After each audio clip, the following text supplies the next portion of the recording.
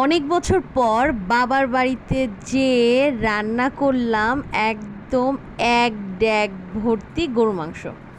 আসলে আমরা যারা মধ্যবিত্ত তাদের কিন্তু মেহমান ছাড়া এত গরু মাংস আনাই হয় না।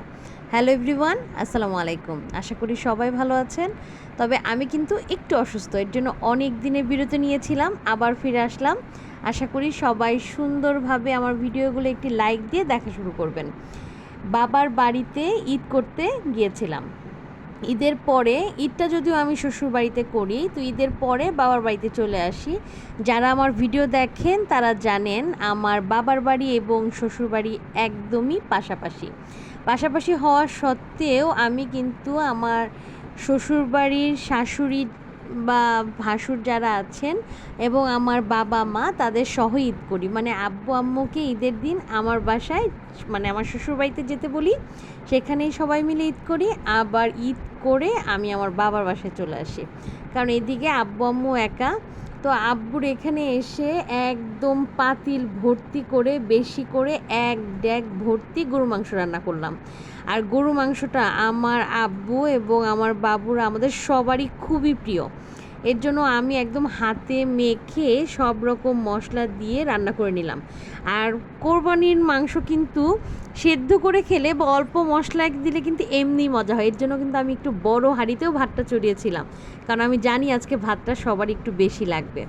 এই যে আমার মাংসটা কিন্তু কষানো হয়ে গেছে, তেলটাও উপরে উঠে গেছে। এই পর্যায়ে পাতিল থেকে উঠে মাংস খেতে কিন্তু আমার খুব ভালো লাগে। আমি কিন্তু অলরেডি খাচ্ছিলাম। আর আমার আব্বু এখান থেকে ফ্রিজে নিয়ে নিয়ে মাংস খেতে খুব পছন্দ করে। মানে কষানো মাংসটা একটা অন্যরকম স্বাদ আছে। তো রান্না হয়ে যাওয়ার পর উপরে কিন্তু অনেকটুকু তেল উঠেছিল। আমি আবার এই তেলটা একটা বক্সে উঠিয়ে রাখি, তারপর ডিপ ফ্রিজে রেখে দিই। তার কারণ কোরবানিদের পরে পরোটার সাথে এই গরুর মাংসের উপরে যে তেলটা জমে সেটা দিয়ে পরোটাটা ভেজে খেতে কী যে মজা! আমার কাছে তো এইটা মানে অমৃত। যদিও এটা স্বাস্থ্যের জন্য অতটা ভালো না।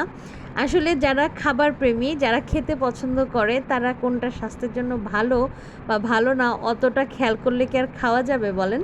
যাক, ঈদের মধ্যেই তো, সবসময় তো আর না। যাই হোক, তো আমি এই গরু মাংসের তেলটা উঠিয়ে রাখি এবং পরে এই পরোটা দিয়ে ভেজে খাই। এটা কিন্তু আমার খুবই ভালো লাগে। কে কে এইভাবে করে গরুর তেলটা উঠিয়ে রাখেন এবং পরে পরোটা ভেজে খান, অবশ্যই একটা কমেন্ট করবেন। এটা খেতে কিন্তু খুবই মজা। যদি গরু মাংস দিয়ে খান তাও মজা, আর যদি খালি খালি খান তাও মজা। আর এদিকে আমার বাবার বাড়িতে অনেক আম গাছ। সেই আম গাছ থেকে আম পাড়ায় ব্যস্ত আমার বাবুরা এবং বাবুদের বাবা।